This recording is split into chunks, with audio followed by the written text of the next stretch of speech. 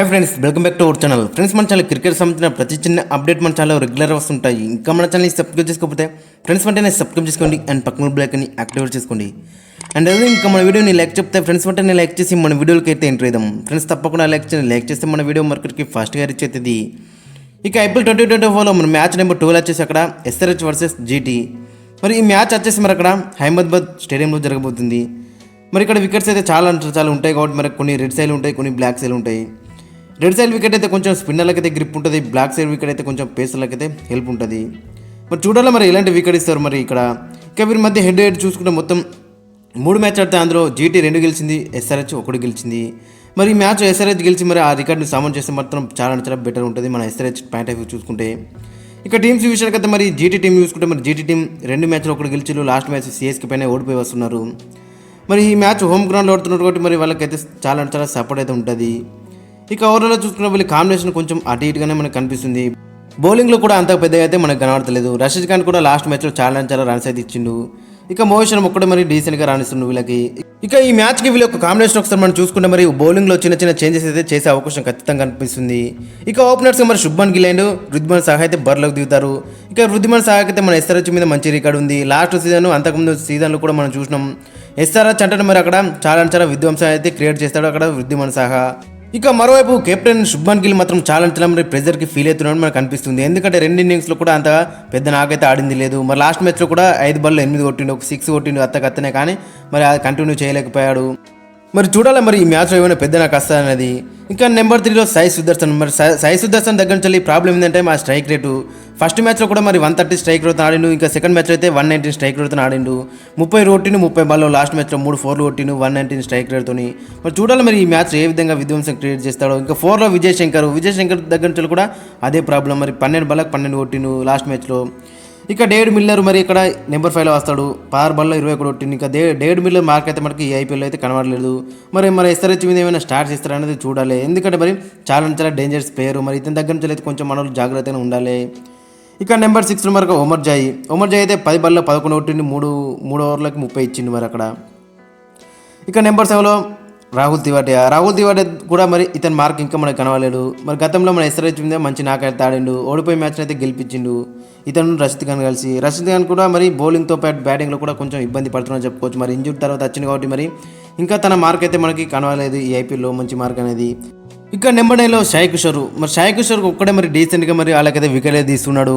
Last మ్యాచ్లో కూడా 3 ఓవర్లు వేసి 28 రన్లు ఇచ్చిన ఒక వికెట్, క్రూషియల్ వికెట్ అయితే తీసిండు.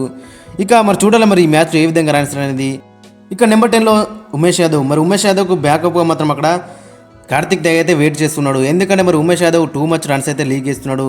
ఆడిన 2 మ్యాచ్లో కూడా చాలా రన్స్ అయితే ఇచ్చిండు. కాబట్టి మరి ఈ మ్యాచ్లో ఖచ్చితంగా మరి అక్కడ కార్తిక్ త్యాగ్ అయితే ఛాన్స్ అయితే ఇవ్వచ్చు. మరి చూడాలి మరి టీమ్ మేనేజ్మెంట్ ఎలాంటి నిర్ణయం తీసుకుంటుందో. ఇక నెంబర్ 9లో స్పెన్సర్ జాన్సన్ డీసెంట్గా రానిచ్చిందని చెప్పుకోవచ్చు గత 2 మ్యాచ్లో. లాస్ట్ మ్యాచ్లో కూడా మరి డీసెంట్గా రానిచ్చిండు, ఒక క్రూషియల్ వికెట్ ఇచ్చిండు, 4 ఓవర్లు వేసి 35 రన్లు మాత్రం ఇచ్చిండు. కాబట్టి మరి ఇతనైతే కంటిన్యూ అయ్యే అవకాశం ఉంటుంది. ఇతనికి బ్యాకప్ మాత్రం అక్కడ మరి జోష్వా లిటిల్ అయితే ఉన్నాడు అక్కడ. మరి చూడాలి మరి ఇతనికైతే మరొక ఛాన్స్ అయితే ఇవ్వచ్చు. ఇక వీళ్ళకి ఇంపాక్ట్ ప్లేయర్ కింద అక్కడ మోహిత్ శర్మ అయితే బరిలోకి దిగుతాడు. మరి మోహిత్ శర్మ ఒక్కడే మరి ఒంటరిగా రాణిస్తున్నాడు వీళ్ళకి బౌలింగ్ డిపార్ట్మెంట్లో. లాస్ట్ మ్యాచ్లో కూడా 4 ఓవర్లు వేసి 36 రన్లు ఇచ్చింది, ఒక క్రూషియల్ వికెట్ అయితే తీసిండు. ఇక ఫైనల్గా వీళ్ళ ప్లేయింగ్ లెవెన్ ఒకసారి మనం చూసుకుంటే అక్కడ శుభ్మన్ గిల్, వృద్ధిమాన్ సాహా ఓపెనింగ్ దిగితే నెంబర్ 3లో సాయి సుదర్శన్, నెంబర్ 4లో అజ్మతుల్ ఒమర్ జాయ్, నెంబర్ 5లో డేవిడ్ మిల్లర్, నెంబర్ 6లో విజయ్ శంకర్, 7లో రాహుల్ తివాటియా, 8లో రషీద్ ఖాన్, 9లో సాయి కిషోర్, 10లో ఉమేష్ యాదవ్, 11లో స్పెన్సర్ జాన్సన్. ఇక వీళ్ళకి ఇంపాక్ట్ ప్లేయర్ కింద మోహిత్ శర్మ అయితే బరిలోకి దిగుతారు. ఓవరాల్ చూసుకుంటే మరి డీసెంట్గానే కనబడుతుంది. మరి చూడాలి మరి ఏ విధంగా రాణిస్తారు అనేది. ఇక మరోవైపు మన ఎస్ఆర్హెచ్ అక్కడ మరి చాలా మంచి ఫామ్లో ఉన్నారు. అటు బ్యాటింగ్లో కానీ బౌలింగ్లో కానీ ఎక్కడంటే అక్కడ మరి మనోళ్ళు అయితే మంచి ఫామ్లో ఉన్నారు. మరి చూడాలి మరి ఈ మ్యాచ్ ఏ విధంగా రాణిస్తారు అనేది. ఇక ఈ మ్యాచ్కి మన ఎస్ఆర్హెచ్ యొక్క కాంబినేషన్ ఒకసారి మనం చూసుకుంటే మరి అక్కడ ఓపెనర్స్గా ట్రావిస్ హెడ్తో పాటు మయాంక్ అగర్వాల్ అయితే బరిలోకి దిగుతారు. మరి ట్రావిస్ హెడ్ మనకు తెలుసు లాస్ట్ మ్యాచ్లో ఏ విధంగా విధ్వంసం క్రియేట్ చేసిండో. 62 కొట్టిండు, 24 బాల్లో 9 4లు 3 6లు, 258 స్ట్రైక్ రేట్తోని. మరి ఈ మ్యాచ్లో కూడా అదే కంటిన్యూ చేయాలని అందరం కోరుకుందాం.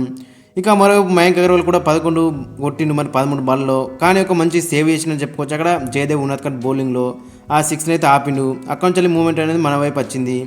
ఇక హెడ్తో పాటు ఇతను కూడా కొంచెం మరి పవర్ ప్లేలో రాణిస్తే మాత్రం చాలా బెటర్ ఉంటుంది, మనకు బెటర్ స్కోర్ కూడా వస్తుంది పవర్ ప్లేలో.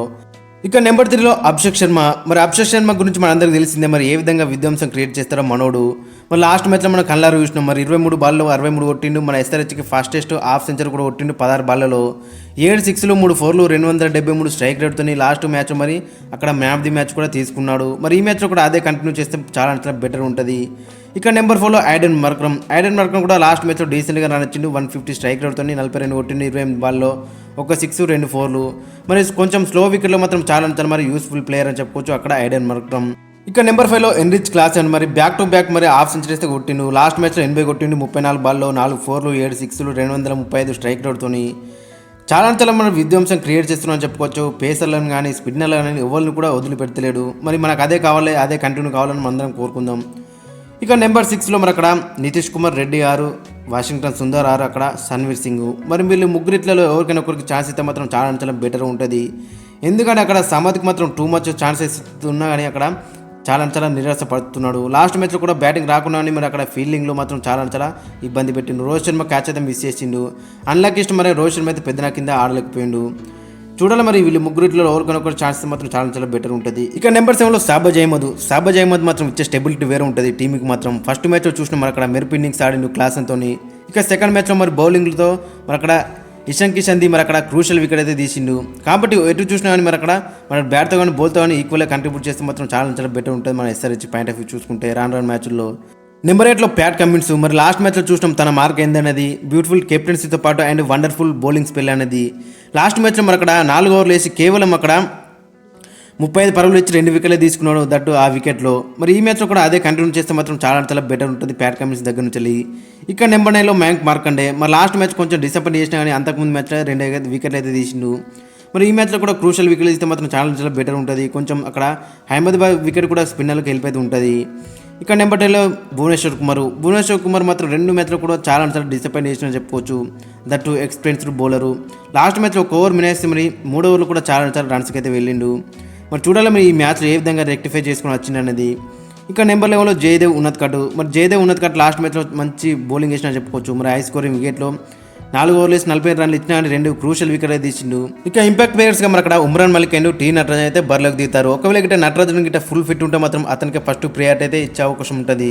ఎందుకంటే ఫస్ట్ మ్యాచ్లో మంచి పర్ఫార్మెన్స్ అయితే చేసిండు. ఇక ఈ మ్యాచ్లో ఆ ఒక్క చేంజ్ చేస్తే మాత్రం చాలా బెటర్ ఉంటుంది. అబ్దుల్ సమద్ ప్లేస్లో మరి ఆ ముగ్గురిట్లలో ఎవరికైనా ఒకరికి ఛాన్స్ అయితే మాత్రం చాలా బెటర్ ఉంటుంది. వాషింగ్టన్ సుందర్ కానీ, సన్వీర్ సింగ్ కానీ, మన తెలుగు ప్లేయర్ అక్కడ నితీష్ కుమార్ రెడ్డి కానీ, వీళ్ళ ముగ్గురిట్లలో ఎవరికైనా ఒకరికి ఛాన్స్ అయితే మాత్రం చాలా బెటర్ ఉంటుంది. ఇక ఈ ముగ్గురు కూడా మరి అక్కడ బౌలింగ్లో కూడా ఉపయోగపడతారు. కాబట్టి అక్కడ వాషింగ్టన్ సుందర్ అయితే 4 ఓవర్లు వేస్తే సత్తా ఉంది. నితీష్ కుమార్ రెడ్డి కూడా 2-3 ఓవర్లు ఎత్తాడు. సన్వీర్ సింగ్ కూడా 2-3 ఓవర్లు ఎత్తాడు. కాబట్టి మరి వీళ్ళకి ముగ్గురిట్లలో ఎవరికైనా ఒకరికి ఛాన్స్ అయితే బెటర్ ఉంటుంది. ఫస్ట్ ప్రియారిటీ అయితే మరి అక్కడ నితీష్ కుమార్ రెడ్డికే ఇచ్చే అవకాశం ఉంది. ఇక మరి ఫైనల్గా ప్లేయింగ్ లెవెన్ చూసుకుంటే Mayank Agarwal and Travis Head opening చేస్తే నెంబర్ 3లో అభిషేక్ శర్మ, 4లో ఐడెన్ మార్క్రమ్, 5లో ఎన్రిచ్ క్లాసెన్ వికెట్ కీపర్, 6లో నితీష్ కుమార్ రెడ్డి, 7లో షాబాజ్ అహ్మద్, 8లో ప్యాట్ కమిన్స్, 9లో మయాంక్ మార్కండే, 10లో జయదేవ్ ఉన్నత్కట్, 11లో భువనేశ్వర్ కుమార్. ఇంపాక్ట్ ప్లేయర్ కింద ఉమ్రాన్ మలిక్ నట్టు అయితే బరిలోకి దిగే అవకాశం ఉంది. ఓవరాల్ చూసుకుంటే మాత్రం లెవెల్ మాత్రం చాలా డేంజరస్గా, డెడ్లీగా, స్ట్రాంగ్గా కనబడుతుంది. ఇంకా కొంచెం బౌలింగ్ అనేది ఇంప్రూవ్ చేసుకుంటే మాత్రం చాలా బెటర్ ఉంటుంది మన ఎస్ఆర్హెచ్ పాయింట్ ఆఫ్ వ్యూ చూసుకుంటే. ఇక మరోవైపు జీటీలో కూడా మరి చాలా మంచి ప్లేయర్స్ ఉన్నారు అక్కడ. రషీద్ ఖాన్ కానీ, డేవిడ్ మిల్లర్ కానీ, రాహుల్ తివాటే కానీ, రషీద్ ఖాన్ కానీ వీళ్ళకి ఫామ్లోకి వస్తే మాత్రం చాలా డేంజరస్గా ఉంటుంది. మరి వాళ్ళతో కొంచెం మనోళ్ళు జాగ్రత్తగా ఉండాలి. ఇక బ్యాటిల్ చూసుకుంటే మరి Heinrich Klaasen versus Rashid Khan battle మాత్రం చాలా ఇంట్రెస్టింగ్గా మనకి కనబడుతుంది. మరి చూడాలి మరి ఈ బ్యాటిల్లో ఎవరు గెలుస్తారు అనేది. ఫ్రెండ్స్ మరి మీ యొక్క ఒపీనియన్ కింద కామెంట్ సెక్షన్లో అయితే ఖచ్చితంగా మెన్షన్ చేయండి. మరి ఏ టీం గెలుస్తుంది అండ్ మీ యొక్క ప్లేయింగ్ లెవెన్ కూడా కింద కామెంట్ సెక్షన్లో అయితే మెన్షన్ చేయండి.